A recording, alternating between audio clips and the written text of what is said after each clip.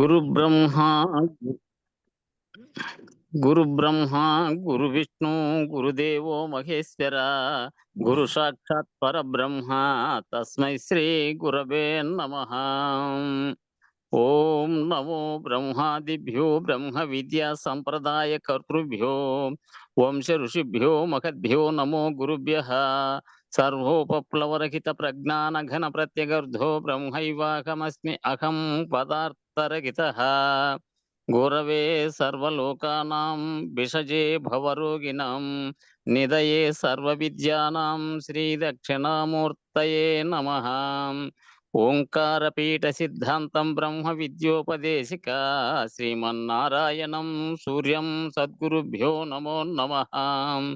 యాజ్ఞవల్కం చ జనకం సుఖ సాందీపమీశ్వరం కృష్ణమర్జున సంయుక్తం ఉద్ధవం చ నమో నమః. బ్రహ్మానంద యోగీంద్రం రామానంద జ్ఞానేశ్వర సహజానంద యోగీశ రామావధూత గురుం భజామి. అంబికా శివయోగీంద్రం వేమన యోగి సద్గురుం నిరంజన వెంకయార్య తిరువెంగళ గురుం భజే. శ్రీధర స్వామి యోగీంద్రం శివరామాఖ్య దీక్షితం కంబాలూరి అప్ప బ్రహ్మం సద్గురుభ్యో నమో నమః. పరశురామ సీతారామ భాగవత కృష్ణ యోగిన ఫీల్కాన లక్ష్మణార్య సద్గురుభ్యో నమో నమః. బృహద్వాసిష్ట సిద్ధాంతం పూర్ణబోధోపదేశిక వెంకటేశ్వర యోగేంద్రం సద్గురుభ్యో నమో నమః. ఆత్మానాత్మమతీతమనిశం కేవలాత్మోపదేశిక వేముల రామయార్య యోగేంద్రం సద్గురుభ్యో నమో నమః. ప్రణవాతీతమగమ్యం పరా ప్రకృతిరహితం పరమచలోపదేశిక శ్రీ రాజయాఖ్య గురుం భజే. శ్రీ బ్రహ్మ విద్యా సిద్ధాంతం అచల తత్వోపదేశిక శ్రీ నాగయార్య యోగేంద్రం సద్గురుభ్యో నమో నమః. ద్వయాత్మరహిత సిద్ధాంతం పరమ పురుష ప్రబోధకం శ్రీ వివేకానంద సుబ్బయార్య సద్గురుభ్యో నమో నమః. క్షరాక్షరమతీతం చ అచల పూర్ణోపదేశిక శ్రీ పూర్ణానంద పుల్లయార్య సద్గురుభ్యో నమో నమః.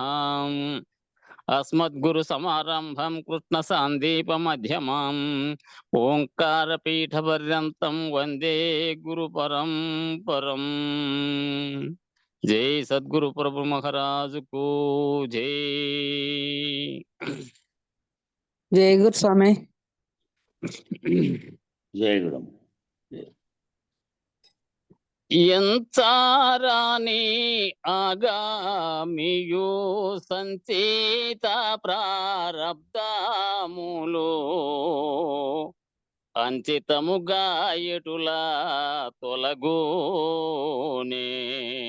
ఓ ముక్తికాంత మంచి గుణములెటులా కలుగోనే. మంచి సద్గురు సేవా శ్రీకృషించి సంచేతములు తొలగి మంచి గుణములపుడే కలుగోరా. ఓ యోగి చంద్ర కించిత జ్ఞానములు తొలగోరా. నిత్యానిత్య తత్వములలో నిత్యమైన వస్తువేది సత్వ మార్గ మెరుగా తెలుపావే. ఓ ముక్తికాంత నిత్యము నిన్ను గూడి ఉందునే. ప్రత్యాగాత్ముడైనా తాను నిత్యతత్వరూపుడగుచు సత్యమైన వేదములు వలికేరా. ఓ యోగి చంద్ర మత్స్య దేహమా నిత్య మాయేరా. ఏ దేశమన్నిటిలోన ఎక్కువైన దేశమగును ఎట్టి దేశమందు చేరితే ఓ ముక్తికాంత మోదమంద సుఖము కలుగునే ఏ దేశముపదేశమగుచు తత్వార్థమే దేశమగును అట్టి దేశమందు చేరితే ఓ యోగి చంద్ర మోదమంద సుఖము కలుగురా వైరాగ్య బోధోపారతుల సారా మెరుగు నట్టి గురుని సార సాక్షిరో నాకు తెలుపావే ఓ ముక్తికాంత చేరి పాద సేవా చేసేను ధరణిలో నా శ్రీమన్నీల నారాయణ గురుని పాదం సరసి జములో పూజ చేసితే ఓ యోగి చంద్ర సారమైన బోధ తెలియోరా సారామైన బోధ తెలిసి సారామూల భక్తి కలుగు ధీరులెవరు ఎరుగా తెలుపావే ఓ ముక్తికాంత కరుణ తోడా నన్ను గాంచావే సారా సార విచారుడైన ధీరా మారుతి కవివర్యుని విరచితంబు శ్రవణం చేసితే ఓ యోగి చంద్ర ఘోర దురిత దూరులయ్యేరు జై సద్గురు ప్రభు మహారాజుకు జై గురు పరంపరముకు జై జై గురు జై గురుదేవ. జై గురు జై గురు. జై.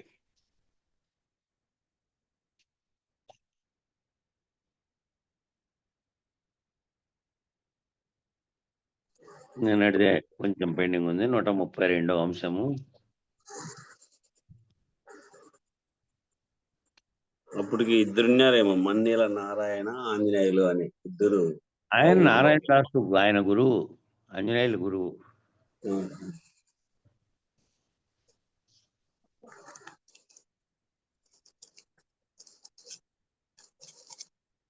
బాగా ఈ తత్వాలే కాదు మన్నీళ్ళలో తెలుగు సాహిత్యం పైన ఈ పద్య గ్రంథాలు పెద్ద ఉన్నాయి. పూర్వం ఉండేటివి. ఆయన మన నారా పెద్ద రామప్ప చిన్నరామప్ప అంటే అప్ప మొత్తం ప్రబంధ యుగంలో రచించినటువంటి మను చరిత్రము, వసు చరిత్రము, విజయ విలాసము ఇవన్నీ మొత్తం తీసుకొచ్చి చదివేవాడు. ఇక్కడికి వస్తే వాటిల్లో ముఖ్యమైనటువంటి ఆ చరిత్రలుగా మీద రాసిన పద్యాలు కూడా ఛత్రపతి శివాజీ దాని మీద రాసిండేది, రాణా ప్రతాప్ మీద రాసిండే గ్రంథం తీసుకొచ్చి చదివేవాడు. నాయన వింటా ఉంటే ఎద్దల మీద కాడ కూర్చునేవాళ్ళు, చదువుతాండేవాడు. కొంచెం అట్లా పద్య లక్షణాలని మరి అక్కడ ఎవరో ఒక మంచి గురువు ఒక ఊర్లో ఉన్నారనుకో, ఆ ఊర్లో అట్లా ఆ విధంగా ఏర్పడుతుంది. కవిత్వం పట్ల ఉన్నది ఒక గురువు ఎవరో బాగా నేర్పించుకున్నాడు. నారాయణ రాజు అన్న ఆహా, ఆంజనేయులు గురువే నారాయణ రాజు. ఆయనే పద్య కవిత్వం కూడా నేర్పించాడేమో. ఆయనతోనే ఆయనే ఇప్పుడు మా తాత ఉండే అల్లు నారాయణప్ప అని. ఉమ్, మొత్తం ఈ పల్లెల్లో ఇంకెవరు లేరు. నారాయణ రాజు విడిస్తే ఆయన మళ్ళా రెండోవాడు ఇట్లా కవిత్వంలో అనే దానిలో. ఉమ్, ఏమంటే ఆయన బయటికి రాడు, ఎక్కడా వాడు ఇంటికాడు ఉండేవాడే. ఆ, ఈయన ఎక్కడ కావాలంటే అక్కడ పోయి చదివేవాడు. సన్నా ఉంటారు పెద్ద ఉమ్, అక్కడక్కడ పోయి అందరికీ తెలియజేయాలనే పద్ధతి సన్నాడు పెద్ద ఉండేది. అవును. వచ్చిన వాళ్ళు ఏ ఊరు అన్నా పోయి ఏందన్నా అడగని, ఏందన్నా అర్థం కాని ఉంటే అంటే నోటి మాటలోనే సమాధానం చెప్పేవాడు ఆయన నారాయణ ప్రసాద్. మా తాత అల్లు నారాయణప్ప. వీళ్ళందరికీ గురువు ఆయనే, నారాయణ రాజే. భారతం భాగవతం చదివి నేర్పించిందన్న ఆ, చిన్నరామప్పే మా అవును. గురువు. ఉమ్. సరే, మ్యూట్ చేసుకోండి.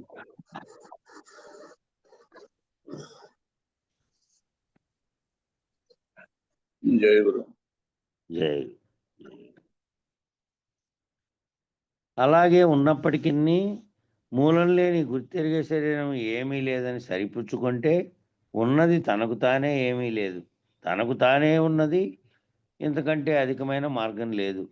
ఇదే భ్రాంతి లేని మార్గం. భ్రాంతికి మూలం ఏమీ లేదు. నేనంటి దాంట్లోనే మిగిలిండేది 132 దాంట్లో. అలాగే ఉన్నప్పటికీ మూలం లేని గుర్తెరిగే శరీరం ఏమీ లేదు అని సరిపుచ్చుకుంటే మూలం లేని గుర్తెరిగే శరీరం నిజానికి ఏమీ లేదు. మధ్యలో కలిగింది కలవలే, ఆ కల మళ్ళీ తీరిపోతే ఏమీ లేదు. పుట్టకముందు గుర్తెరిగేది లేదు, పుట్టిన తర్వాత ఈ గుర్తెరిగేది వచ్చి ఎన్ని వ్యవహారాలు చేసినప్పటికీ మళ్ళీ లేకుండా పోతుంది. కాబట్టి ఈ మూలం లేని ఈ భౌతికంగా ఉండే శరీరంలోనే మూలం లేని గుర్తెరిగేది అనేది ఒకటి ఉంది. దాన్ని పోగొట్టుకొని మూలం లేని గుర్తెరిగే శరీరం ఏమీ లేదని సరిపుచ్చుకోవడం అంటే విచారణ తర్వాత సర్వభ్రాంతులు పోయిన తర్వాత గురువాక్యం చేత సరిపుచ్చుకోవాలి.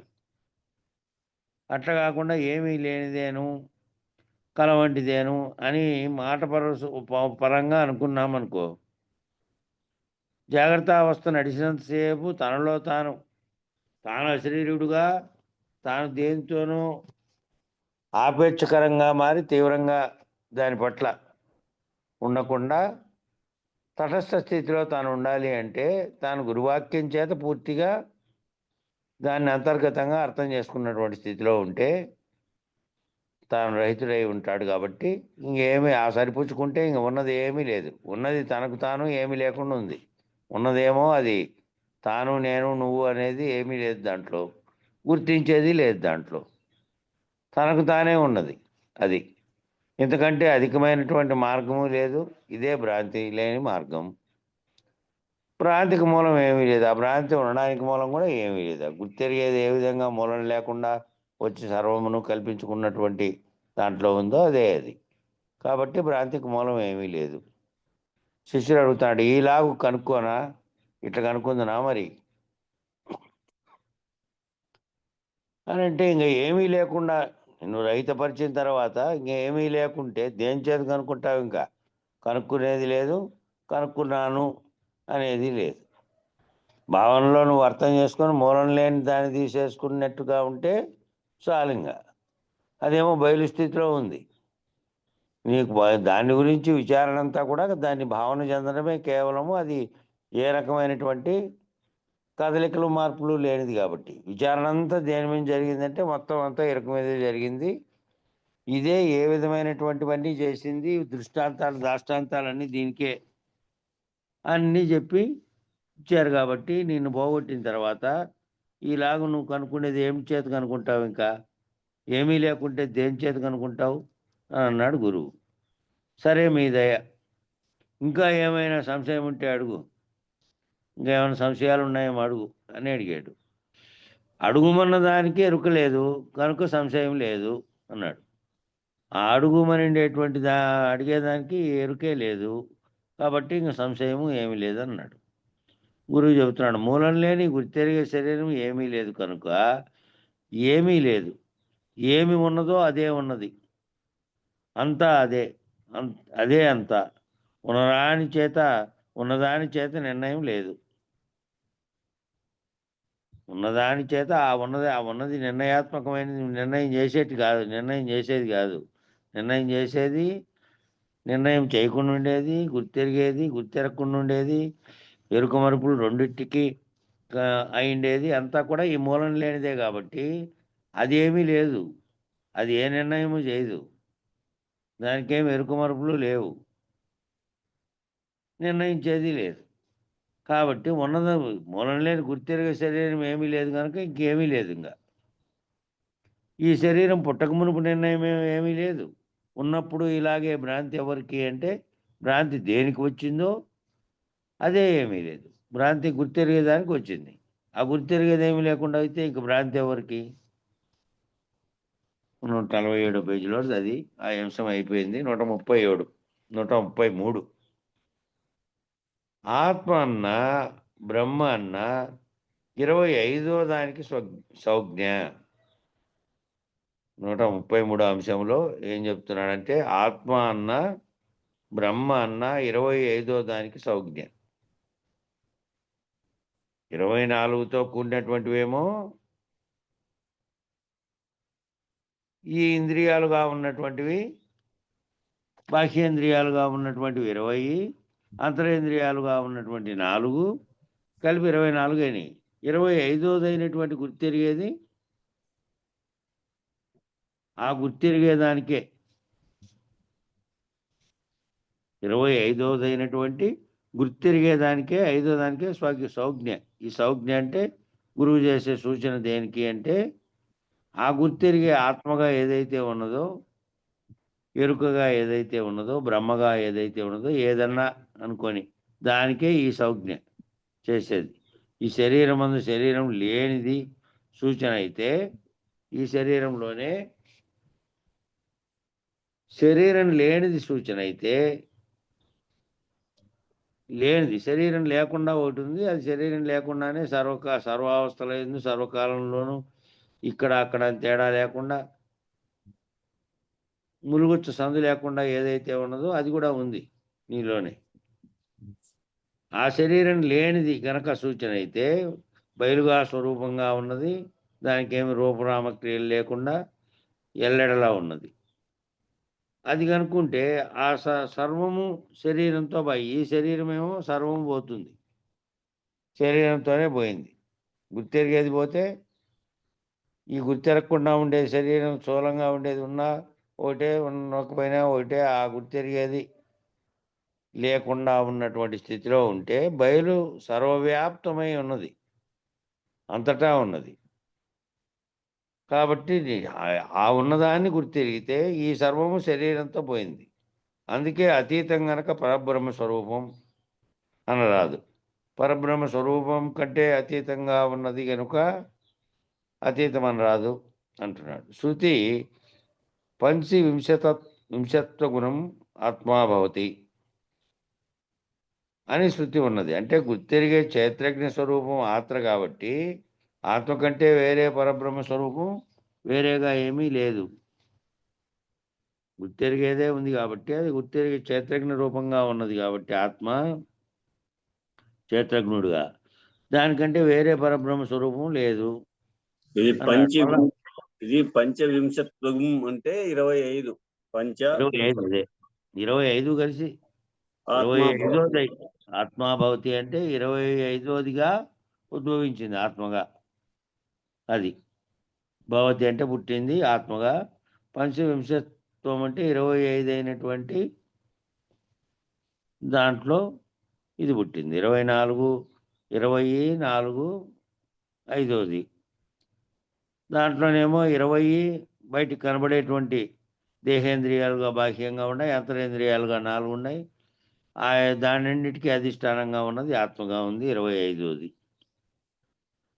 కాబట్టి అని శృతి ఉంది కాబట్టి గుర్తెరిగే క్షేత్రజ్ఞ స్వరూపం ఆత్మ కనుక ఆ గుర్తెరిగేదంటే అది ఆత్మే కాబట్టి ఆత్మ కంటే వేరే పరబ్రహ్మ స్వరూపం లేదు. ఇక అయమాత్మ బ్రహ్మ అని చెప్పినటువంటి శృతి ఇక్కడ చెప్తున్నాడు. అయమాత్మ బ్రహ్మ అంటే అనే శృతి అబద్ధం ఆడింది. చీచి అలాగా అనరాదు. వేదవాక్యం మహాప్రమాణమైంది. ఈ గుర్తెరిగే క్షేత్రజ్ఞ స్వరూపం అనే పరాపకృతి అధిష్టానం గనుక ఈ గుర్తెరిగే చైతన్యమైన చిత్ప్రకృతి సాక్షిని గనుక ఈ సాక్షిని అనే మాయ ఇన్ని చిత్రాలు కల్పించింది. ఈ గుర్తెరిగే సాక్షిని అనే మాయ కంటే వేరే పుట్టని చావని తనకు తానే స్వతసిద్ధమై చెల్లించుకున్నది. ఈ గుర్తెరిగే సాక్షినికి మూలమేమీ లేదు. సర్వకాలం ఒక్క తీరుగానే ఉన్నది. గురువు అనే సాందీపుడు శిష్యుడైన శ్రీకృష్ణునికి ఏ ప్రకారం ఉపదేశం చేసినాడో ఆ ప్రకారం శ్రీధర స్వామికే గాని మరొకరికి ఈ రహస్యం తెలియదు. అద్వైతమే గుర్తెరిగే సాక్షిననే మాయ. ఇక్కడ చెప్తున్నాడు. ఈ శృతిలో చెప్పినటువంటి అయమాత్మ బ్రహ్మ అని చెప్పినటువంటి నేనే అయ్యాను అని చెప్పినటువంటి దాన్ని చెప్తున్నారు. బ్రహ్మముగా మామూలుగా తీసుకుంటే అనేక అంశాలలో తీసుకున్నప్పుడు కొందరు అన్నిటికీ అతీతంగా ఉండేటువంటి పరిపూర్ణ పరబ్రహ్మాన్ని అని కూడా వాడినటువంటి సందర్భాలు కొన్ని గ్రంథాల్లో వచ్చినాయి. బ్రహ్మము అని ఆ ఒక్కటే ఉన్నది, అది ఒక్కటే తప్ప ఇంక వేరేది లేదని మన అన్నమాచార్యులు వాళ్ళ కీర్తనల్లో అది అన్నారు. కానీ ఇక్కడ అనే శృతి ఏదైతే అయమాత్మ బ్రహ్మ అనే శృతి అబద్ధం ఆడింది. ఆ శృతి వేదంలో చెప్పినటువంటిది పేర్కొనేది అబద్ధం. అది ఎందుకంటే అలాగూ అనరాదు. వేదవాక్యం మహాప్రమాణమైంది. అంతకంటే ఈ శృతి కంటే వేదంలో చెప్పినటువంటి ఏదైనా ఉంటే శృతి అనేది ఏమి దానికి మళ్ళీ చెప్పిన వ్యాఖ్యానాలే కాబట్టి వేదవాక్యమే ప్రమాణమైంది. ఈ గుర్తెరిగే క్షేత్రజ్ఞ స్వరూపం అనేటువంటిది పరాపకృతి అధిష్టానం. గుర్తెరిగే క్షేత్రజ్ఞ స్వరూపమే పరము ప్రకృతి రెండూ కలిసినటువంటి అధిష్టానంగా ఉన్నది. కనుక ఈ గుర్తెరిగే చైతన్యం అనేటువంటి చిత్ప్రకృతి, ఈ గుర్తెరిగే చైతన్యం అనేటువంటి చిత్తుతో కూడినటువంటి ప్రకృతి సాక్షిని గనుక అదే సాక్షిగా ఉన్నది కాబట్టి ఈ సాక్షిని అనేటువంటి మాయే, ఈ సాక్షిని అనే మాయ అన్ని విచిత్రాలు కల్పించింది. ఈ విచిత్రాలంటే ఈ వ్యవహారాలన్నీ కల్పించింది. ఈ గుర్తెరిగే సాక్షిని అనే మాయ కంటే వేరే పుట్టని చావంది తనకు తానే స్వతసిద్ధమై ఉన్నది. ఈ సాక్షిని అనే మాయ కంటే ఈ సాక్షిని అనే మాయ క్షేత్రజ్ఞ స్వరూపంలో ఉండి కల్పించుతాండేది అన్నిటినీ తన యొక్క సంకల్పం చేతనే ఏది సంకల్పించిందో ఆ సంకల్పించినవన్నీ మళ్ళీ వ్యవహార్తగా కలగడానికి కారణమై ఉన్నది. అది స్వతసిద్ధమై ఏదైతే సాక్షిని కంటే వేరుగా ఉన్నదేమో స్వతసిద్ధమై చెల్లించుకున్నది. ఈ గుర్తెరిగే సాక్షినికి మూలం ఏమీ లేదు. సర్వకాలం ఒక్క తీరుగానే ఉన్నది. గురువు అనే సాందీపుడు శిష్యుడైనటువంటి కృష్ణునికి ఏ ప్రకారం ఉపదేశం చేశాడో ఆ ప్రకారమే శ్రీధర స్వామికే కానీ మరొకరికి రహస్యం తెలియదు. అద్వైతమే గుర్తెరిగే సాక్షి అనేటువంటి మాయ. కాబట్టి ఈ ఉపదేశం ఏ విధంగా శ్రీకృష్ణునికి ఏ ప్రకారం చేశాడో గురువు సాందీపుడు అదే ప్రకారమే శ్రీధర స్వామి శివరామ దీక్షితులకు చేశాడు. అది శ్రీధర స్వామికే కానీ మరొకరికి రహస్యం తెలియదు. అద్వైతమే గుర్తెరిగే సాక్షి అనేటువంటి మాయ. అద్వైతము అని చెప్పబడినటువంటి గుర్తెరిగేది ఒక్కటే ఆత్మగా ఉన్నది, ఆత్మే బ్రహ్మంగా ఉన్నది అని చెప్పారు కదా. బ్రహ్మంగా ఉన్నదే నిజమైనది, బ్రహ్మ తప్ప మరొకటి లేదు, జగమంతా కేవలం లేనిది, మిథ్యా ఇది అని చెప్పారు. అట్లా చెప్పినందువల్ల ఇక్కడ సాక్షి అనేటువంటి స్థితిలో ఉన్నటువంటి ఆత్మ అలాగే ఉంది కదా. ఆత్మ బ్రహ్మంగా నువ్వు చెప్పినప్పటికీ సాక్షిత్వ స్థితిలో ఉంది. శరీరము ఇవన్నీ లేకుండా పోయినప్పుడు ఈ సర్వవ్యాప్తమైనటువంటి ఒక బ్రహ్మాండంలో ఉన్నటువంటి ఎరుకగా ఉన్నట్లే కదా. అట్లే మళ్ళీ ఎప్పుడైనా కూడా అది ఒక్కటే సత్యం. ఇవన్నీ లేకుండా పోయినప్పటికీ మళ్ళీ ఏ సంకల్పం చేత అయితే దాంట్లో నుంచినే ఉద్భవించిందో ఆత్మే బ్రహ్మం అని చెప్పిన దాంట్లో నుంచినే ఉద్భవించినది అని సాంఖ్యశాస్త్రంలో చెప్పబడింది కదా. మొదలు పెడతాను, ఆత్మయందున ఆకాశం ఉదయించి అక్కడి నుంచి తన్మాత్రలు పుట్టే, వాటిలో గుణాలు కలిగి అంతా కూడా నిరాకారంగా ఉన్నది, అంతా సాకార రూపంగా సంకల్పం చేత అయింది అని చెప్పబడేదానికి కారణంగా ఉన్నది. కాబట్టి అద్వైతము అని చెప్పి పెడితే అదే గుర్తెరిగే సాక్షినిగా ఉన్నది, అదే మళ్ళీ సంకల్పించే మాయగా ఉన్నది. గురుముఖంగా విచారించిన వారికి ఏ సిద్ధాంతము రుచి ఉండదు. గురుముఖంగా విచారిస్తే ఈ రుచులన్నీ ఎక్కడివి? వేరువేరుగా కనపడుతున్నటువంటివి వేరువేరుగా విచారించి వేరువేరుగా నువ్వు ఆసక్తిగా పెట్టుకున్నటువంటివే అన్నీ. కాబట్టి గురుముఖంగా విచారించిన వారికంటే ఈ సిద్ధాంతం ప్రకారం విచారించిన వారికి, ఈ సిద్ధాంతం ప్రకారం విచారించింటే సర్వము విచారించిన దానితో సహా సర్వము లేకుండా పోయినటువంటి ఉన్నది ఒక్కటే ఉన్నటువంటిది తెలియజెప్పేది. కాబట్టి దేని వైపు రుచి ఉంటుంది? ఇంకా రుచులు అనేటివే లేవు, రుచులు అనేటివే లేకుండా అయితే, కోరికలు అనేటివి లేకుండా అయితే, ఆపేక్ష ప్రత్యేకంగా దేని మీద లేదు. కాబట్టి వేరే సిద్ధాంతం ఇంకోటి అని చెప్పినటువంటివి వాటన్నిటినీ కూడా వడబోసే ఆఖరుగా మిగతా వాళ్ళందరూ ఒకవేళ అన్నిటినీ దీనిని చూశారో అన్నిటినీ చూడలేదో అదే కారణం, ఊరికే చెప్పారు అనేటువంటి. ఆ మధ్య 7 సంవత్సరం ఒక ఆయన పరిశోధనా గ్రంథాన్ని వెలువరించారు. పరిశోధనా గ్రంథం, భారతీయ వేదాంతంపై పరిశోధనా గ్రంథం వెలువరిస్తే ఆయన ఒక ఆయన అడిగితే అద్వైత గురువు ఏం చెప్పాడంటే, ఏదో వాళ్ళది అంతా శూన్యవాదము, వాళ్ళు ఏమీ లేదని చెప్పేది ఏముంది, ఏమీ లేకుండా నువ్వు ఏమీ లేదని ఎట్లా చెప్తున్నావు? ఏమీ లేదని చెప్పేవాడు ఎవరు? ఏమీ లేదని చెప్పేవాడు ఒకడు బుట్టి, వాడు విచారణ చేసి మళ్ళీ అవన్నీ చేసి ఏమీ లేదని చెప్తున్నటువంటిది ఉంది, ఏమీ లేకుండా ఎట్లయితుంది, బ్రహ్మం ఉన్నది ఇట్లా అని అద్వైత సూత్రాల ప్రకారం చెప్పాడు ఆయన అభిప్రాయం. ఆ రీసెర్చ్ చేస్తుండే ఆయన పరిశోధకుడు కాబట్టి, ఆయన పరిశోధనా గ్రంథం తయారు కావాలి కాబట్టి ఆయన మళ్ళీ అచల గురువు దగ్గర కూడా పోయినాడు. అయ్యా వాళ్ళు ఇట్లా అంటున్నారు, పలానా ఆయన్ని కలిసింటే శూన్యవాదం అని అన్నారు, మీది ఏమీ లేకుండా ఉన్నదానికి ఎవరు చెప్తున్నారు? ఎవరెవరు పుట్టి విచారణ చేసి ఇవన్నీ చేస్తున్నది కదా అనేటువంటి దాన్ని ఆయన వెలిబుచ్చినాడు. వెలిబుస్తే ఏం చెప్పాడు ఈయన, అట్లా కాదు, దానిలతో సహా విచారించిన తరువాత పుట్టింది ఇది, తర్వాత దీన్ని ప్రత్యేక సిద్ధాంతంగా తయారు చేశారు. కానీ అంతర్గతంగా ఉన్నప్పటికీ కొంతమంది కనుక్కున్నారో లేదో తెలియదు, కానీ వేదకాలంలో నుంచి వచ్చినటువంటి భాష్యాలు, దాంట్లో వేదాల్లో వచ్చింది పరిశీలించి మళ్ళీ ఇది ఈ సిద్ధాంతం తయారైంది. కానీ వాళ్ళు దీన్ని కూలంకషంగా విచారణ జరపలేదు. వాళ్ళు కూలంకషంగా విచారణ జరిపింటే ఏది మిథ్య అన్నారు? సర్వము కనపడుతున్న దాన్ని మిథ్య అన్నారు. మరి కనపడుతున్న దాన్ని మిథ్య అయినప్పుడు మిథ్యను సృష్టించినటువంటి బ్రహ్మ సత్యం ఎలా అవుతుంది అనేదానికి వాళ్ళు ఎక్కడ పేర్కొనలే. కాబట్టి మిథ్యావాదము అని చెప్తున్నది వాళ్ళది మిథ్యావాదం, కానీ అన్నిటినీ విశదంగా చెప్పి అన్నిటినీ వివరంగా చెప్పి అన్ని భ్రాంతులను పోగొడుతున్నటువంటిది ఈ బోధ. కాబట్టి వాళ్ళు దీనంతటినీ కూలంకషంగా చదవాలని ఏమీ లేదు, కానీ వీళ్ళు మాత్రము వాటిల్లో సారాన్ని గమనించి గుర్తెరిగి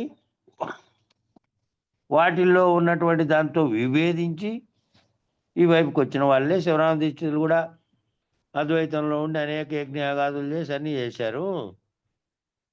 మళ్ళీ తనతో సంభాషించినటువంటి శ్రీధర స్వామి చెప్పినటువంటి దాంతో కూడా విభేదం కలిగింది. ఊరికే వెంటనే ఏం ఒప్పుకోలే శివరామ దీక్షితులు. కలిగితే వాదం జరిగింది. ఇంకా ఆయన అక్కడ ప్రయాణాన్ని ఆపుకొని ఇదంతా విచారణ చేశాడు. ఉపదేశం వేయడానికే ఆయన అనారోగ్యంతో నిన్నాడు. అప్పటికే ఈయనకు ఉపదేశం ఇచ్చిన 21 రోజులకు చనిపోయాడు ఆయన. పరమపదించారు. కాబట్టి ఈ గురుముఖంగా విచారించిన వారికి ఏ సిద్ధాంతం రుచి ఉండదంటే, ఆ సిద్ధాంతాలన్నీ కూడా ఆ సిద్ధాంతాల వాళ్ళు పూర్తిగా ఈ సిద్ధాంతాన్ని తెలుసుకోరు. ఆ పైన మాత్రమే విచారణ చేసి దీన్ని ఖండించే వాళ్ళు ఉన్నారు. వాళ్ళు అద్వైతంలో వాళ్ళు, ఇతరత్రా ఉన్నవాళ్ళు. కొంతమందే, వాళ్ళకి సంపూర్ణంగా అర్థం కానందువల్ల. ఈ బోధలో ఉండేవాళ్ళు అట్టి భ్రాంతులు ఏవి కూడా కలిగించరు. కాబట్టి ఈ బోధలోకి వచ్చినారు అంటే, ఒకసారి వచ్చి దీని యొక్క అవగాహన చేసుకున్నారు అంటే, మళ్ళీ ఇక వేరే దాని వైపు వేరేది ఇంకా ఎంత అద్భుతంగానన్నా ఉండని, దాంట్లో ఉండరు. ఆ గ్రంథము, ఆ వాదనలు ఉన్నప్పటికీ దాంట్లో ఏదైతే స్వీకరించగలిగే స్థాయి వరకు ఉంటుందో దాని వరకే ఇంకా అవసరం లేదు. ఇప్పుడు అద్వైతంలో చెప్పబడినటువంటి సాధనా సంపత్తి దగ్గర నుంచి నీ అసలైన స్వరూపంగా ఉన్నది ఏదైతే స్వరూపంగా ఉన్నదో, స్వస్వరూపంగా ఉన్నది ఏది గుర్తెరుగుతుందో, ఏది నీలో ఉండి నీకు కానీ ఈ జగత్తుకు కానీ సర్వమునకు ఆధారమై పుట్టుకు కారణమైనటువంటిది ఉందో తెలివి, ప్రజ్ఞానం అనేది, ఆ తెలివి అనేది సంకల్ప రూపంలో కలగడం వల్ల అది వ్యక్తమై అవ్యక్తంగా ఉన్న దాంట్లో నుంచినే సాకార రూపం జరిగించినటువంటి సర్వ ప్రపంచము అయినది. అందులో నీవు ఉన్నావు. ఆ సర్వ ప్రపంచము సృష్టించబడిన నీ సంకల్పము అనేది రద్దయిపోయే వరకు అంతకుముందు బయలు స్వరూపంగా ఉన్నది ఎప్పటికీ అట్లే ఉంది, ఏ మార్పు లేకుండా. కాబట్టి ఈ విధంగా విచారించినటువంటి ఈ విచారణలో వేరే సిద్ధాంతం పట్ల ఏ రకమైనటువంటి రుచి ఉండదు. ఇంకా గురుముఖంగా విచారించిన వారికి అనేది ప్రత్యేకమైనటువంటి వాక్యం. ఇక్కడ గురుముఖంగానే విచారించాలి.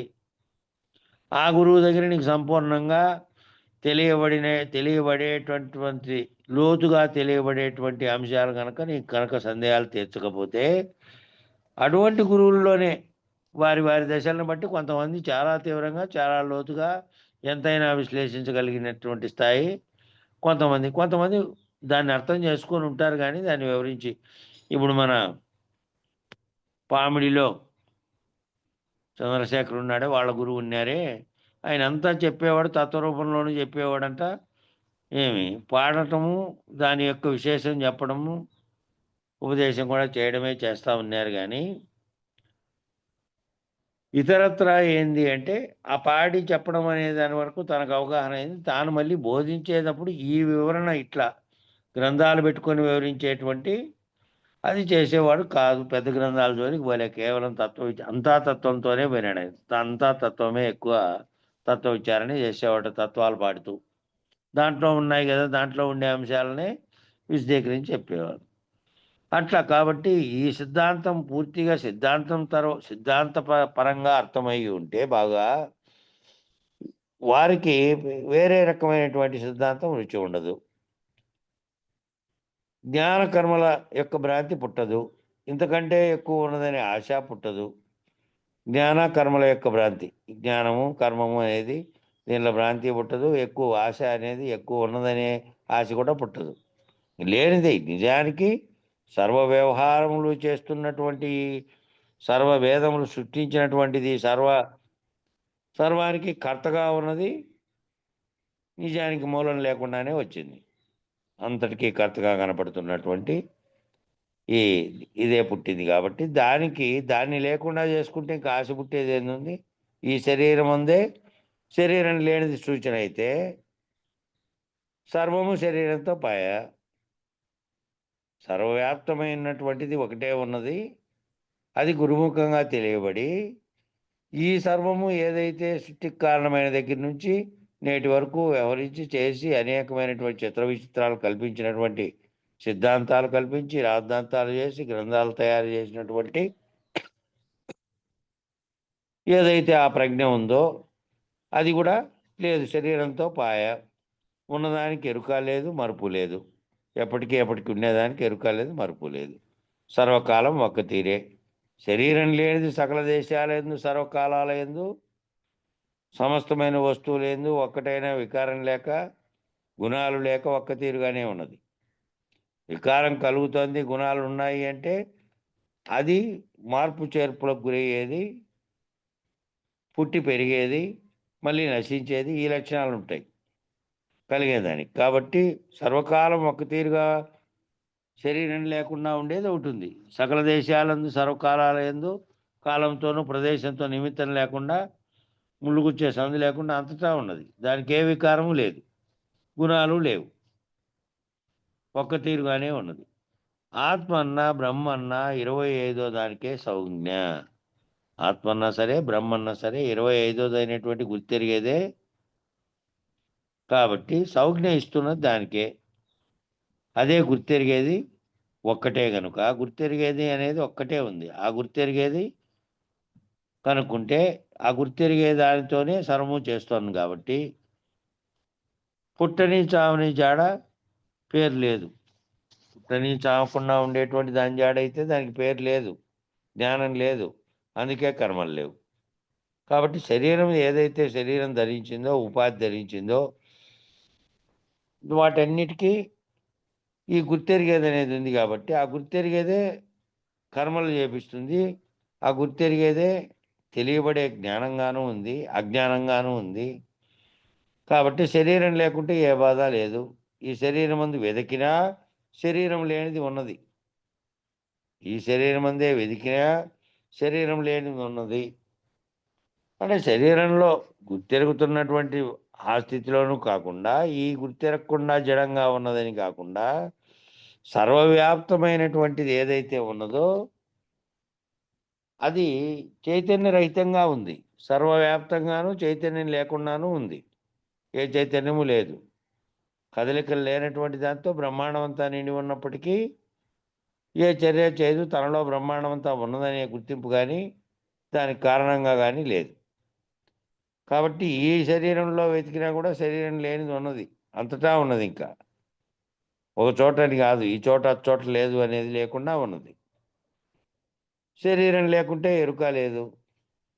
ఇంకా మామూలుగా భాగవతంలో పురాణకర్తలు రాసినటువంటి దాంట్లో దాని ప్రకారం వాళ్ళేమో సాకారంగా వాళ్ళు చూస్తారు, సాకార రూపాన్ని చూస్తారు. కాబట్టి ఎక్కడుంది నాయన అని ప్రహ్లాదుని అడిగితే సాకార రూపంలో ఉండేటువంటి రూపంగా బయటికి కనపడకపోయినప్పటికీ ఇందుగలదు అందు లేదని సందేహం లేదు. ఎందెందు వెతకి చూసిన అందంతే గలదు. కలడు హరి కలగడు. హరి అనే విష్ణు రూపంగా భావించినటువంటి వాడు ఎందెందు వెతకి చూసినా అంతటా ఉన్నాడని సాకార రూపం కల్పించి ఒకటి చెప్పారు. ఈ స్తంభంలో ఉన్నాడంటే ఉన్నాడు చూడు పడగొట్టని చెప్పినట్టు.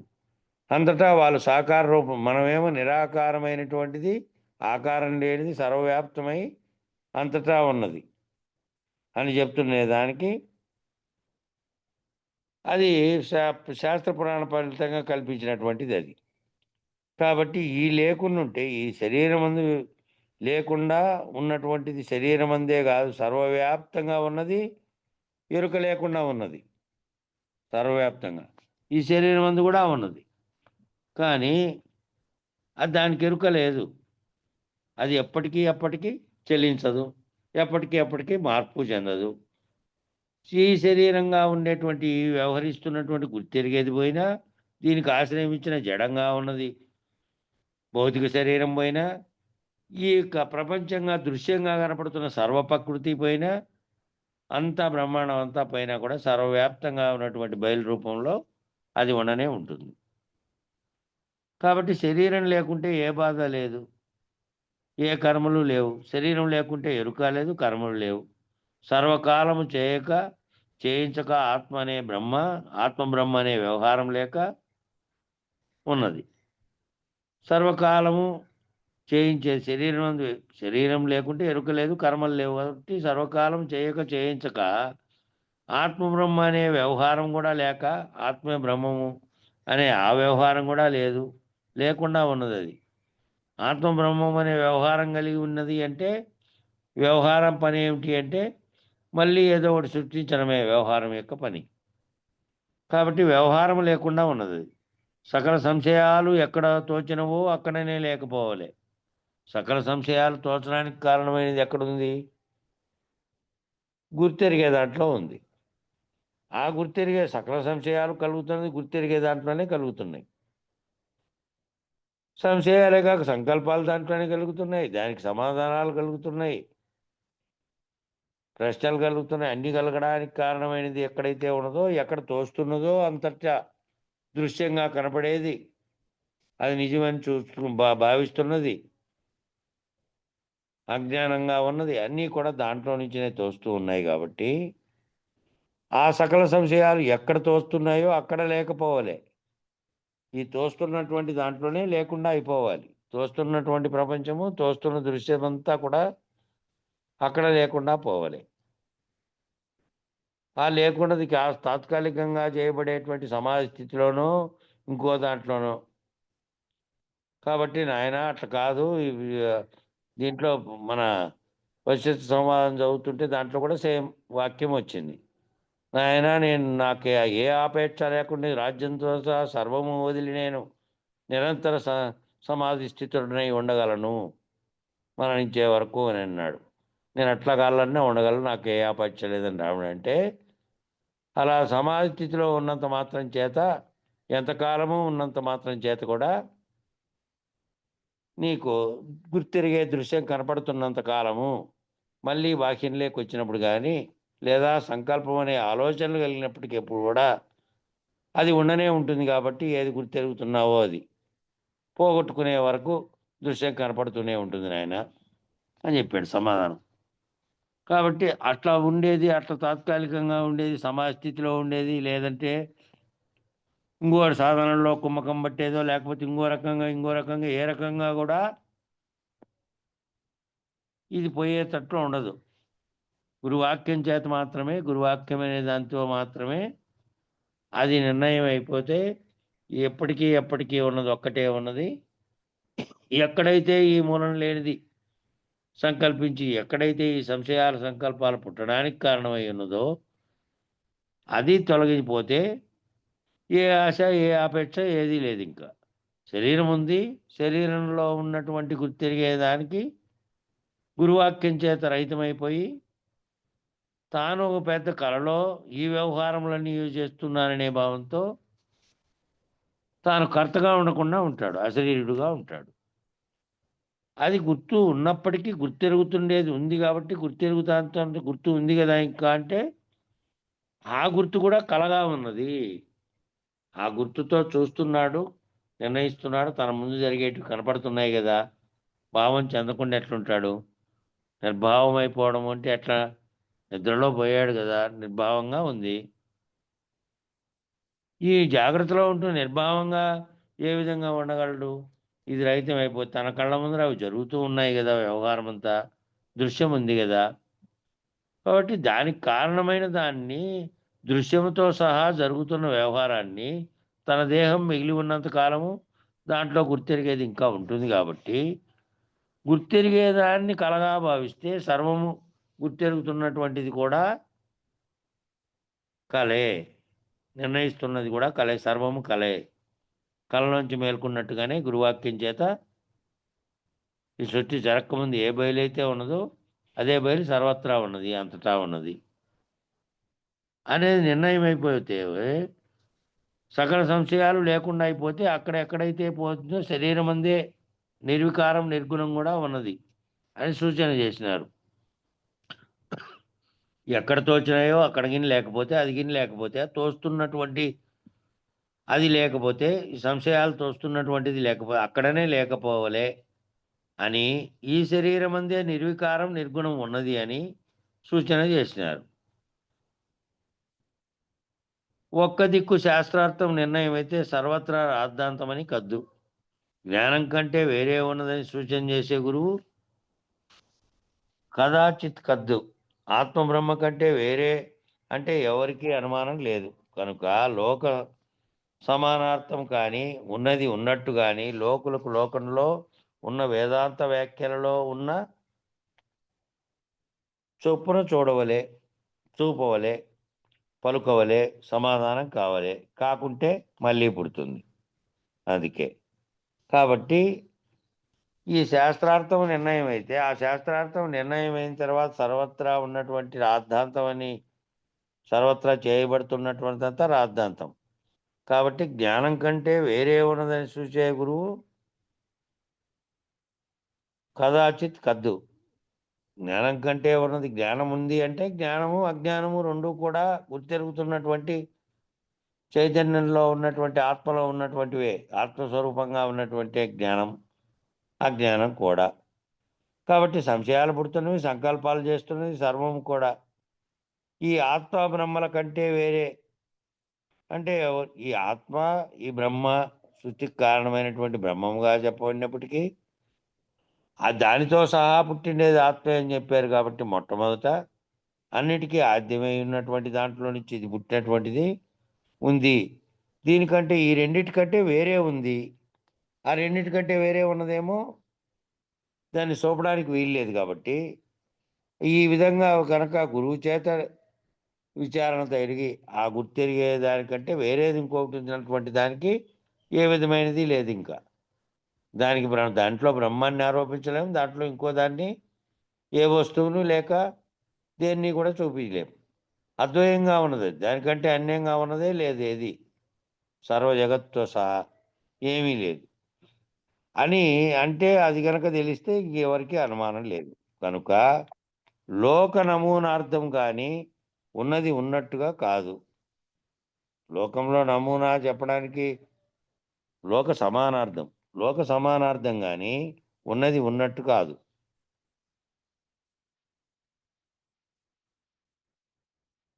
కనుక లోక సమానార్థం కానీ ఉన్నది ఉన్నట్టు కాదు. లోక సమానార్థం అంటే లోకంలో ఉన్నది లేనిది అని రెండు రకాలుగా చెబుతున్నారు కాబట్టి ఆ లోక సమానార్థం ఉన్నది అనేది అంటున్నాం కానీ అది కూడా ఉన్నట్టు కాదు. ఏ విధంగా మనకు ఉన్నట్టు లేనట్టు అని తెలియడానికి కారణమైనదే లేకుండా అయింది. లోకంలో ఉన్న వేదాంత వ్యాఖ్యలలో ఉన్న చొప్పున చూపవలే. లోకులకు చెప్పాలంటే లోకులకు వేదాంత వ్యాఖ్యల్లో ఉండే విధంగా ఏదో ఒకటి ఉదాహరణ చూపి చెప్పాలి కాబట్టి ఆ ఉన్న చొప్పునటువంటి చూపాలి. వాళ్ళకి పలుకోవలే, సమాధానము కావాలి. వాళ్ళకు ఆ విధంగా చూపాలి, పలుకోవలే, సమాధానం కావాలి. ఆ సమాధానం కాకుంటే మళ్ళీ పుడుతుంది. సమాధానం కాకుంటే పుడుతుందంటే ఎరుక రహితం కాకుండా పోతే, గుర్తెరిగేది రహితం కాకుండా పోతే అదే సంకల్పిస్తోంది కాబట్టి అది లేకుండా అది కాలేదు, ఆ స్థితిలోకి అవగాహన కాలేదు. మిగతా అంతా తెలిసింది. భావనలో కనుక ఆ స్థితిలోకి కాలేదు అంటే ఆ భావించేదే కదా సంకల్పించేది, ఆ భావించేదే మళ్ళీ పుట్టడానికి కారణమయ్యేది అది. కాకపోతే కాకుంటే అట్లా కాకుంటే సమాధానం కావాలి, సమాధానం కింద కాలేదు, మళ్ళీ పుడుతుంది అంతే. మళ్ళీ అప్పుడు కాలేకపోయినది ఇంకోసారి ఎప్పుడో ఒకసారి అవుతుంది. రమణ మహర్షి కదా ఆయన ప్రశ్నిస్తే చెప్పాడే, ఎప్పుడు నాయన ఇంక నాకు అయ్యేదంటే అయితే అది లేని 4-5 జన్మల్లో అని. కాబట్టి ఆపేక్షలన్నీ సర్వభ్రాంతులు నీకు అయిపోయే వరకు ఎట్లయితే అది నీకు అని చెప్పినట్టు. కాబట్టి శ్రీకృష్ణ స్వామి ఈ ఆత్మను ఎరగడు, బ్రహ్మను ఎరగడు. ఈ ఆత్మను బ్రహ్మమును ఆయనేం ఎరగడు. ఈ ఆత్మ బ్రహ్మల కూటస్థుల కంటే మునిపే ఉన్నాడు, సర్వవ్యాప్తమై స్వతసిద్ధమై ఉన్నాడు. కాబట్టి నేననే పదం ఉపయోగించినప్పటికీ నన్ను అంటే సర్వవ్యాప్తమై ఉన్నటువంటి నన్ను, ఎప్పుడూ జనించని నన్ను, ఆయా వ్యవహార నిమిత్తమై, ఆయా ధర్మ నిరూపణ నిమిత్తమై, ఆయా అవతారాల్లో, ఆయా రూపాల్లో ఉన్నటువంటి దాంట్లో నేను వచ్చి ప్రవర్తించి చేసినట్టుగా భావించడమే తప్ప నేను ఎప్పుడూ జన్మించలేదనేది వాక్యాన్ని కూడా ఒక చోట చెప్పినట్టుగా ఉన్నది. అట్లా శ్రీకృష్ణ స్వామి ఈ ఆత్మను ఎరగడు, బ్రహ్మను ఎరగడు. ఈ ఆత్మ బ్రహ్మ కూటస్థుల కంటే, ఈ ఆత్మగా ఉన్నదానికంటే, బ్రహ్మగా ఉన్నదానికంటే, ఈ రెండింటినీ గుర్తెరిగే స్థితిలో ఉన్నటువంటి సర్వసాక్షిత్వ స్థితిలో కూటస్థుడుగా ఉండేదానికంటే కూడా మునిపే ఉన్నాడు, స్వతసిద్ధమై ఉన్నాడు. ఈ ప్రజలకు క్లేశ పెట్టే కొరకు దేహం లేని తాను దేహమందే ఉన్నాడని చెప్పడు. ఈ ప్రజలకు ఈ రకమైనటువంటి క్లేశం ఇది కలిగే కొరకు దేహమందే ఉన్నప్పటికీ కూడా ఉన్నాడని చెప్పడు, నేనున్నాననేది చెప్పడు. గురు సాంప్రదాయం అలా కాదు. మహాగుహ్యం, మహారహస్యం, మహాప్రకటం, మహాగూఢం, ఆత్మ బ్రహ్మలు లేకుండా, శరీరాలు లేకుండా సూచన అది. మూఢులకు, మూర్ఖులకు, శ్రద్ధ లేని వారికి, జ్ఞానభ్రాంతి, కర్మభ్రాంతి ఉన్నవారికి సూచన చేస్తే ముందర పడదు. కనుక శీఘ్రంగా సూచన చేయరు. ఎందుకు శీఘ్రంగా చేయరు? ఎందుకు అన్ని విచారించుకుంటూ తలసి కొన్నేళ్ల పాటు సేవ చేస్తే 12 ఏళ్ళు అనే లక్ష్యాన్ని ఎందుకు పెట్టుకున్నారు? అంటే 12 ఏండ్లు అనే లక్ష్యాన్ని ఎందుకు పెట్టుకున్నారు అంటే ఇట్లా విచారించుకుంటూ పోయినటువంటి వాడికి అప్పుడు పోయి సూచన చేసినారు అనుకో, ఇంకా క్షణకాలంలోనే పట్టుకుంటాడు, క్షణంలోనే సర్వము తీసేస్తారు అని చెప్పబడినది. వెంకటాచల స్వామి ఏమన్నారు దాంట్లో? ఎంత చిటికలో తీసేస్తారయ్యా, ఎన్నో లక్షల జన్మలలో కూడుకొని ఉన్నటువంటి ఈయన సర్వభ్రాంతిని ఒక్క చిటికలో తొలగించారు అని ఒక పద్యంలో చెప్పాడు. ఆ ఒక చిటికలో ఎట్లా తొలగించారంటే, అంతకుముందు అనేక రకాలుగా చెప్పినటువంటి సిద్ధాంతాలు అన్నిట్లోకి కాలుబెట్టి అన్నిట్లోనూ కొంతవరకు విచారణ చేసి దాంట్లో పోదు ఇది దీనివల్ల తెలియబడేది కాదు అని బయటకు వచ్చి మళ్ళీ అట్లా విచారిస్తూ ఉన్న కాలంలో అచల గురువు దొరికాడు. కాబట్టి ఆయనకు ఆల్రెడీ ఆ విచారణ అంతా కొంత ముందు అయింది కాబట్టి వెంటనే అవగాహన అయినటువంటి స్థితి లేకుంది. కాబట్టి ఈ కృష్ణస్వామి ఈ ఆత్మను ఎరగడు, బ్రహ్మను ఎరగడు, ఆత్మకు బ్రహ్మ కూటస్థుల కంటే ముందే ఉన్నప్పటికీ కూడా ఈ ప్రజలకు క్లేశపెట్టే కొరకు దేహం లేనటువంటి తాను దేహం అందే ఉన్నాడనేది చెప్పలేదు. కాబట్టి ఈ గురు సాంప్రదాయం ప్రకారం అట్లా చెప్పాలనుకుంటే ఇది మహాగుహ్యం కాబట్టి, మహారహస్యం కాబట్టి, మహాప్రకటము, మహాగూఢము కాబట్టి అట్లయినప్పటికీ కూడా ఆ విచారణ ఎవరైతే గురువాక్యం చేత చేస్తూ ఉన్నారో వాళ్ళందరికీ పురాణ శాస్త్రాలన్నింటి విశ్లేషించగలిగినటువంటి జ్ఞానం లేకపోయినప్పటికీ, చదువుతో సంబంధం లేకపోయినప్పటికీ, సాధారణమైనటువంటిగా ఉన్నటువంటి వాళ్ళంతా ఎట్లా కనుక్కున్నారు అంటే గురుకరణ చేతే కనుక్కున్నారు. గురువుకు సేవ చేయడం ద్వారా, నిరంతరము గురువాక్యం వింటూ ఉండడం ద్వారా, విన్నదాన్ని తన భావనలేకి వాళ్ళు చెందడం ద్వారా తెలుసుకోగలిగారు. కాబట్టి ఈ మహాగుహ్యమైనది, మహారహస్యమైనది, మహాప్రకటమైనది, మహాగూఢమైనది ఆత్మబ్రహ్మలు లేకుండా, శరీరాలు లేకుండా సూచన అవుతుంది ఇక్కడ. కాబట్టి మూఢులకు మూర్ఖులకు శ్రద్ధలేని వారికి చేశారంటే వేస్ట్ అవుతుంది. కాబట్టి వాళ్ళు పునః జన్మలలో ఎప్పుడో ఒకసారి మళ్ళీ ఆ స్థితిని చేరుకుంటారు, కానీ ఒకేసారికి అవుతారని చెప్పలేము. కాబట్టి జ్ఞానభ్రాంతి, కర్మభ్రాంతి ఉన్నవారికి సూచన చేసినా కూడా వాళ్ళు ముందర పడదు. కాబట్టి అందుకనే శీఘ్రంగా చేయరు. సుదీర్ఘకాలంగా కనుక వింటూ పోయిన దాన్ని భావనలోకి తీసుకోగలిగి ఆ గురుకరణ కలిగితే అటువంటి వాళ్ళకందరికీ కూడా అనేక మంది అట్లాంటి వాళ్ళు తత్వజ్ఞులైనటువంటి వాళ్ళు ఉన్నారు. పెద్దగా చదువు లేకుండా తత్వంలో ఉన్నటువంటి అంతరార్థాన్ని అంతటినీ చెప్పగలిగే స్థితిలో ఉండే వాళ్ళు కూడా ఉన్నారు ఈ బోధలోనే.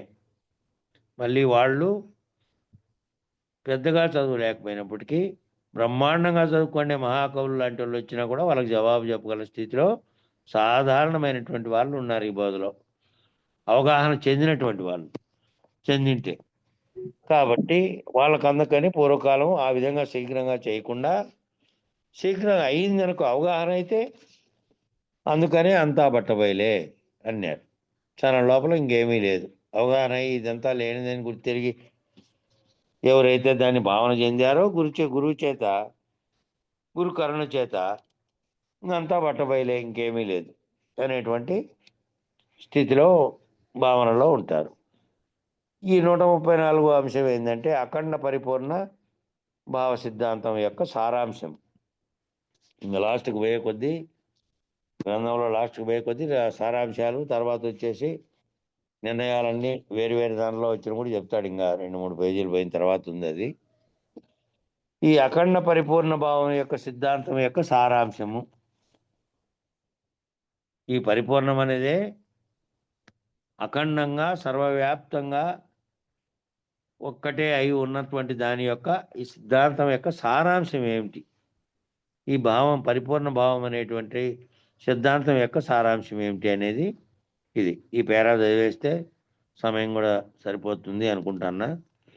కాబట్టి ఈ గుర్తెరిగే చైతన్యం చేత సర్వత్రా చైతన్యం ఉన్నదని నమ్మి, ఈ గుర్తెరిగే చైతన్యంతోనే అంతటినీ చూస్తున్నాము, అంతటా చైతన్యం ఉన్నదని నమ్మాము. ఈ గుర్తెరిగే జ్ఞానము సమస్తమైన వస్తువుల యందు ఉండజూసి, ఈ గుర్తెరిగే జ్ఞానం అనేదాన్ని సమస్తమైన వస్తువులందు ఉండజూసి ఈ జ్ఞానం ఎలాగున్నదో అలాగే జ్ఞానాతీతం ఉన్నదని నమ్మి ఈ జ్ఞానం ఏదైతే ఉన్నదో ఈ జ్ఞానం సర్వ వస్తువులందు సకల దాంట్లో కూడా ఉన్నది కనుక్కోలేకపోవడం వల్ల కనుక్కోలేని స్థితిలో ఏ విధంగా ఉందంటే అజ్ఞానం అనే దాంట్లో ఉంది. కనుక్కున్న స్థితిలో జ్ఞానంగా ఉన్నది. ఈ జ్ఞాన అజ్ఞానములు రెండిటికీ కూడా మీరినటువంటిది ఉంది ఒకటి అని జ్ఞానాతీతమును ఉన్నదని నమ్మి ఈ జ్ఞానం దేహం వల్ల పుట్టింది, ఈ దేహం లేకుంటే జ్ఞానము లేదు. జ్ఞానం ఎక్కడి నుంచి వచ్చింది? దేహం వల్ల గుర్తెరిగే ఎరుక అనేటువంటి తెలివిగా ఉంది. అది దేహం వల్ల ఉంది. ఈ దేహం లేకుంటే జ్ఞానము లేదు. ఈ దుఃఖం ఏమి అని సర్వకాలం, కాబట్టి ఈ శరీరం అనేదే దుఃఖము. ప్రపంచంలో భావిస్తున్నటువంటి ప్రపంచ సంసారంగా సుదీర్ఘంగా జరుగుతున్నటువంటిదంతా దుఃఖంగా భావిస్తే ఈ దుఃఖంతో ఏమి అని సర్వకాలము దేహం లేని యుక్తి చేత అచలమై ఉండినా శరీరం ఉన్నప్పటికీ కూడా శరీరంలో గుర్తెరుగుతున్న దాన్ని ఏం చేయాలి? సర్వకాలము దుఃఖం లేక ఏదైతే ఉన్నదో దాన్ని గుర్తెరిగి దేహం లేని యుక్తి చేత, దేహం ఉన్నప్పటికీ దేహం లేని యుక్తి అంటే ఏది భావిస్తున్నదో అది లేని యుక్తి, అది లేనిదిగా ఉన్నటువంటి యుక్తి చేత కనుక తాను జీవిస్తే అచలమై ఉన్నటువంటిది ఏ విధంగా ఉందో, ఏ దుఃఖ బాధలు ఏ రకమైనటువంటి శోకమోహాలు లేకుండా ఉన్నటువంటి స్థితిలో సర్వకాలం పుట్టని చావుని వాడే ఉంటాడు. ఇంకా గుర్తెరిగేదాన్ని అదే సంకల్పించింది, అదే దీనికి కారణమైనటువంటిది ఉంది. ఆ దేహంలో ఆ మూలం లేని గుర్తెరిగేది లేదు అనుకో, ఇక సర్వకాలం ఒకే రకంగా అచలం ఉన్నట్టు ఉంటాడు. మళ్ళీ పుట్టని చావని రీతి, పుట్టని చావనికి కారణమైనటువంటి రెండూ లేవు జ్ఞానకర్మలు అట్లున్నవానికి. కాబట్టి మళ్ళీ సర్వకాలము పుట్టని చావని వాని లాగానే ఉంటాడు. నానా విధాల ఏ యుక్తి చేత చేత్రజ్ఞులు లేరో, ఈ నానా విధాలైనటువంటి ఏ యుక్తులైతే ఉన్నాయో ఆ యుక్తి ఏ యుక్తి చేత అయితే చేత్రజ్ఞులు లేరో ఆ యుక్తి దొడ్డదని నమ్మినా ఏ విధాలుగా అనేక విధాలుగా విచారణ చేసి ఏ యుక్తి చేత అయితే చేత్రజ్ఞులు ఇద్దరు లేరని గుర్తెరుగుతారో ఆ యుక్తి చాలా దొడ్డదని నమ్మినా ఆ యుక్తే దొడ్డది. అది వారికి సర్వకాలము జాగ్రత్త లేదు, స్వప్నం లేదు, సుషుప్తి లేదు, తుర్యము అనే ఆత్మే లేదు. తుర్యం అనే సాక్షిత్వ స్థితిలో ఉన్నటువంటి ఈ 3 అవస్థల్ని మీరినటువంటి 4 అవస్థల్లో 4వదైనటువంటి స్థితి అది లేదు. బ్రహ్మ లేదు. శరీరం లేక ఎలాగ ఉన్నదో అలాగే ఉంటాడు. శరీరం లేకుండా ఉన్నటువంటి బయలు స్థితిలో ఉన్నటువంటిది ఏ విధంగా ఉన్నదో ఆ విధంగానే ఉంటాడు. ఏ కోరిక కలిగేది, ఆపేక్షలు కలిగేది, ఏ వ్యవహారములు ఏ రకమైనవి లేవు. ఉన్న దాంట్లో మునుపు శరీరం ఉండదు. ఆ ఉన్న దాంట్లో మునుపు శరీరం లేదు, పుట్టదు, చావదు. ఎప్పటికీ స్వతసిద్ధంగా ఉన్నదేమో బయలుగా ఉన్నది. కాబట్టి దాంట్లో పుట్టేది సచ్చేది లేదు. కాబట్టి దాంట్లో ఎప్పుడు మునుపు లేదు శరీరం, ఇప్పుడు లేదు, ఎప్పుడూ లేదు. కాబట్టి శరీరం ఉన్నదనే భ్రాంతులకు, ఈ శరీరం ఉన్నది అనే భ్రాంతులకు గురుమూలంగా శరీరం లేదని నిశ్చయమయ్యి, గురు విచారణలో గురుమూలంగా నిశ్చయమై సర్వకాలం శరీరం లేదని, ఎప్పటికీ లేదని, ఎప్పుడో పుట్టిందని, వ్యవహరిస్తూ ఉందని, పోతుందని, ఈ కలిగినటువంటివన్నీ ఎక్కడైతే ఈ సంకల్పము సంశయం అనేది పుడుతున్న చోట దానికి పుడుతోంది. కాబట్టి అది దృఢమైన శరీరమే లేదు. ఉన్నప్పటికీ ఏది ఉంది? శరీరం అనేది జడంగా ఉన్నటువంటిది. దాంట్లో భావిస్తున్నటువంటి చైతన్యానికి కనుక ఎరుకైతే అది గురువాక్యం చేత ఎప్పటికీ లేదు. ముందు కూడా ముందు పుట్టినదని, పెరిగినదని, ఉన్నదని, వ్యవహరిస్తున్నదని, జరుగుతున్నదంతా కలగా భావించి అది అర్థమైతే అది దృఢమైన శరీరమే లేదు. శరీరం లేదు కనుక కన్నులు లేవు కనుక కంటిలో పాప గుర్తెరిగే ఆత్మ లేదు. ఆత్మ లేకుంటే పరబ్రహ్మ స్వరూపం లేదు. పరబ్రహ్మ స్వరూపం లేకుంటే బ్రహ్మానుభవం అనేటువంటి నాకు అనుభవం అయింది అనేది లేదు. బ్రహ్మానుభవం లేకుంటే ఏ అనుభవము లేదు. ఆ బ్రహ్మానుభవం అనేది లేకుండా ఉంటే ఏ అనుభవము లేదు. ఏ అనుభవము లేకుంటే ఒక్కటైనా వికారం లేదు. వికారం అంతా కలగడానికి కారణమైనది అనుభవ రూపకంలో లోపల పెట్టుకున్నావు కాబట్టి అది నీ స్మృతిలో ఉండి నేను గుర్తు చేస్తూ ఉంటుంది. వికారం కలగడానికి ప్రేరణ చేస్తూ ఉంది. కాబట్టి ఏ అనుభవం బ్రహ్మానుభవము లేదు, ఏ అనుభవము లేదు. ఏ అనుభవము లేకుంటే నేను ప్రేరణ చేసేది లేదు, నీకు వికారం పుట్టేది లేదు. ఏ వికారము లేదు. ఒక్కటైనా వికారం లేదు. వికారం లేకుంటే గుణాలు లేవు. వికారం ఎప్పుడు లేదు అప్పుడు గుణాలు లేవు. గుణాలు లేకుంటే శరీరము లేదు. శరీరం లేకుంటే గుర్తెరిగే జ్ఞానం కూడా లేదు. గుర్తెరిగే చైతన్యానికి సత్వగుణం అనేది కారణంగా ఉన్నది. గుర్తెరిగే చైతన్యానికి సత్వగుణం కారణంగా ఉన్నది. గుణాలు రహితమై గుర్తెరిగేది రహితమైతే గుణమే లేదు. సత్వాత్ సంధ్య అయితే జ్ఞానం. సత్వగుణం చేత జ్ఞానం పుడుతోంది అనేది శృతి చెప్పారు. అది రేపు చెప్పుకుందాం. అది దాని యొక్క అర్థము. సమయం సరిపోయింది కాబట్టి మంగళం చెప్పండి. ధీర సంతత నిర్వికార నిర్మల నిర్విచార నిత్య నిరాకార అశరీర సార విహీన సంసార విధూర అవికార నిర్విషయ ప్రచార నిరాధార మంగళము మంగళము సద్గురుదేవా మంగళము మంగళము పుట్టి గిట్టకయున్న ఎట్టి ద్వయరహితం వైనట్టి ద్వాదశి వస్తు గుట్టు దయబుట్టి